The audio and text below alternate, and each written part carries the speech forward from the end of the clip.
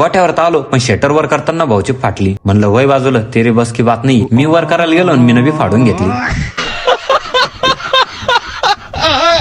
तर रामराम मंडळी, स्वागत आहे तुमचं आजच्या ब्लॉग मध्ये. आज आहे ना भाऊ तुमचा भाऊ निघाला होता मम्मीला घेऊन शेतात. त्यात आहे ना भाऊ मम्मीचा सुरू ब्लॉगच्या नादात टाकशील पाडून. कसं तरी मम्मीला करून शेतात आणून सोडलं आणि परत घरी जाऊन पप्पाला आणून सोडलं. आता मम्मी पप्पाचं शेतात यायचं कारण म्हणजे आज आहे ना आपला गहू काढायचा होता. ते तरी बरं आहे की आपल्याला काही काढायचं काम नव्हतं बरं, कारण की ताईलेन मला जायचं होतं मामाच्या गावाला. घरी आलो आणि तयारी करून ताईन मी निघालो भाऊ मामाच्या घरी. आता मामाच्या गावाला जायचं कारण म्हणजे तिथली होती यात्रा आणि देवीचं सोंग. आणि ते जर तुम्हाला पाहिजे असेल ना तर तुमच्या भावाला आत्ताच फॉलो करून घ्या. तसं तर मामाचं गाव बुलढाण्याजवळच आहे, पण दीदी सोबत म्हटल्यावर ना आपली स्प्लेंडर 35 पुढे काही जात नव्हती. आणि त्यात मामाच्या घरी असतो ना आम्हाला वाजले 3. घरी आल्या पहिले तर बाबाची भेट घेतली आणि त्या तिकडे मामा आपल्या एखाद्या राजासारखे बसले होते. मामाचं मला मोटिवेशन चालू आणि त्यासोबत मस्त तोंडी लावाले चहा. भैया म्हणे चाल ट्रॅक्टरवर शेतात जाऊन येऊ. तूच जाय म्हणलं भाऊ ट्रॅक्टरवर, मी येतो स्प्लेंडरवर. उगाच रिक्स नको. कोठ्यावर तर आलो पण शटर वर करताना भाऊची फाटली. म्हणलं वय बाजूला तेरे बस की बात नाही. मी वर करायला गेलो आणि मी नवी फाडून घेतली. आता आलोच तर चला म्हणलं थोडं ट्रॅक्टर खेळून घ्या म्हणलं. खेळून झाल्यावर ना आम्हाला रामफळ आणायचे सांगेल होते, ते घेऊन घेतले आणि डायरेक्ट घरी आलो. त्यानंतर ना भाऊ आम्ही आलो होतो खंडाळ्याले. आणि खंडाळ्याला यायचं कारण म्हणजे फक्त पाणीपुरी खाल्ली आणि घरी आलो. घरी जाऊन चुपचाप बसवणं तर कशाचं भाऊ सौरभले घेतलं परत येळगाव फाट्यावर आलो. तिथं यायचं कारण म्हणजे फक्त कोल्ड्रिंक साठी. आणि ह्या नांदात ना भाऊ आम्हाला 11 वाजले होते. असं कुत्र्यासारखं हिंडून ना आम्ही निघालो घरी. चला भाऊ आम्ही निघतो घरी, तोपर्यंत तुम्ही घ्या फॉलो करून.